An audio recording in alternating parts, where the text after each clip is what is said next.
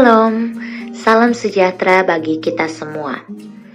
Saya ingin berterima kasih kepada Bapak dan Ibu Guru, serta teman-teman sekalian yang sedang menonton video ini.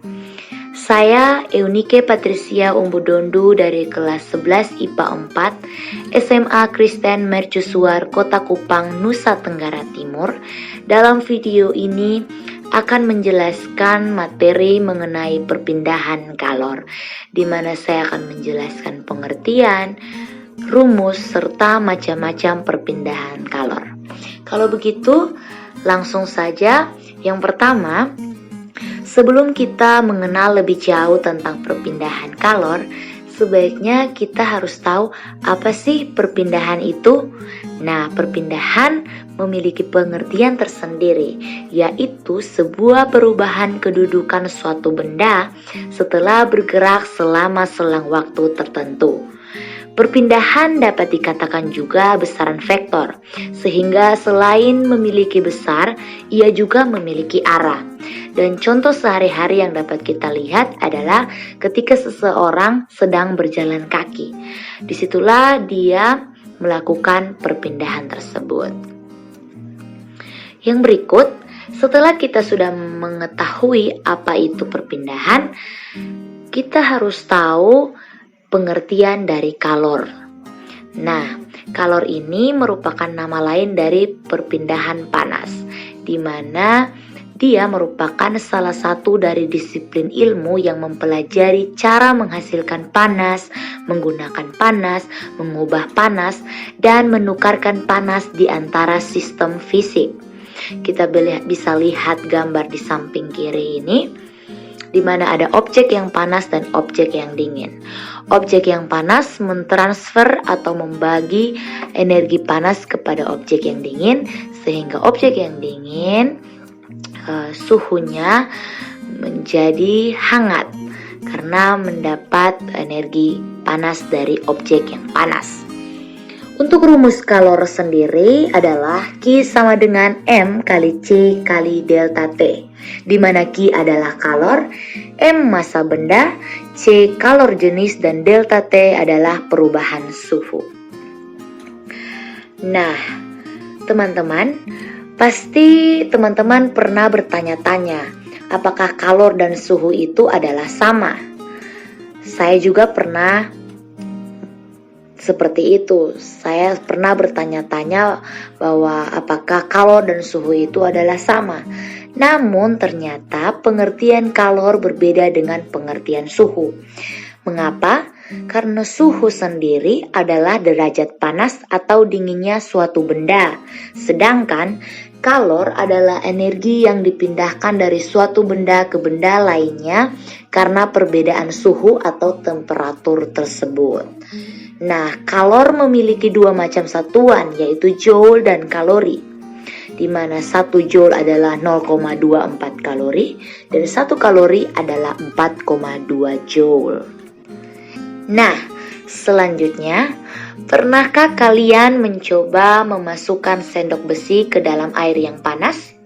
Jika hal itu pernah dilakukan, maka panas dari ujung sendok yang terendam air lama-kelamaan berpindah ke ujung lainnya yang tidak terendam, bukan? Mengapa hal itu terjadi? Karena hal inilah yang disebut dengan perpindahan kalor dari benda yang bersuhu tinggi ke benda yang bersuhu rendah. Begitupun ketika kita mencelupkan sendok panas ke dalam air yang dingin, maka air itu akan menjadi hangat. Kenapa? Karena kalor dari sendok berpindah ke air yang dingin. Selanjutnya, tahukah kita bahwa kalorimeter adalah alat yang digunakan untuk menentukan kalor jenis suatu zat? Nah, menurut Wikipedia, kalorimeter adalah alat yang digunakan untuk mengukur jumlah kalor atau panas yang terlibat dalam suatu perubahan atau reaksi kimia. Dengan demikian, jelas bahwa alat pengukur kalor adalah kalorimeter, dan gambarnya teman-teman bisa lihat pada slide. Nah, kita sampai pada bagian inti dari video ini, yaitu macam-macam perpindahan kalor. Ada 3 macam. Yang pertama, konduksi. Konduksi merupakan perpindahan panas melalui zat padat yang tidak ikut mengalami perpindahan. Artinya, perpindahan panas atau kalor tersebut pada suatu zat tersebut tidak disertai dengan perpindahan partikel-partikelnya. Contoh terjadinya konduksi. Yang pertama, benda yang terbuat dari logam akan terasa hangat atau panas jika ujung benda dipanaskan. Misalnya ketika saat kita memegang kembang api yang sedang dibakar. Nah, untuk contoh ini teman-teman bisa melihat pada slide gambar sebelah kiri ini. Kita mengganti kembang api dengan besi, di mana besi dibakar di atas api dan panas pada ujung besi tersebut lama-kelamaan akan merambat sampai ke ujung besi di mana tempat kita memegang besi tersebut. Mengapa hal itu terjadi? Karena terjadilah yang namanya konduksi ini. Untuk contoh sehari-hari yang dapat kita lihat pun ada knalpot motor menjadi panas saat mesin dihidupkan. Ada juga tutup panci akan menjadi panas saat dipakai untuk menutup rebusan air. Dan yang terakhir ada mentega yang dipanaskan di wajan menjadi meleleh karena panas.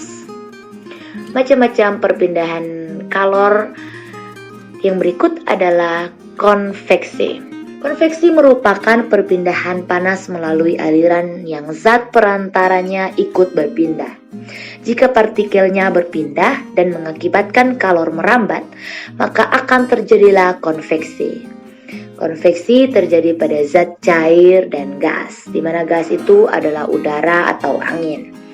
Nah, teman-teman, contoh-contoh terjadinya konveksi ini, yang pertama ada gerakan naik dan turun air ketika saat dipanaskan. Untuk contoh ini ada pada gambar sebelah kiri ini, teman-teman bisa perhatikan di mana ada air dingin dipanaskan di atas api, terjadilah naik turunnya air. Terjadinya naik turunnya air itu yang disebut konveksi. Yang berikut contohnya ada gerakan naik dan turunnya kacang hijau, kedelai, dan lainnya pada saat dipanaskan. Ada juga terjadinya angin darat dan angin laut, itu juga disebut konveksi. Ada gerakan balon udara, ada asap cerobong pabrik yang membumbung tinggi. Untuk macam-macam perpindahan kalor yang terakhir ada radiasi. Radiasi merupakan perpindahan panas tanpa zat perantaranya. Radiasi juga biasanya dapat disertai cahaya. Nah, teman-teman, apakah teman-teman pernah merasakan hangat atau panas ketika teman-teman berada di dekat api unggun? Nah, sadarkah teman-teman bahwa peristiwa tersebut merupakan peristiwa radiasi? Karena perpindahan panas tanpa zat perantaranya itu merupakan pengertian dari radiasi. Jadi kita langsung merasakan hawa hangatnya atau panasnya api unggun tersebut karena ada prosesnya radiasi.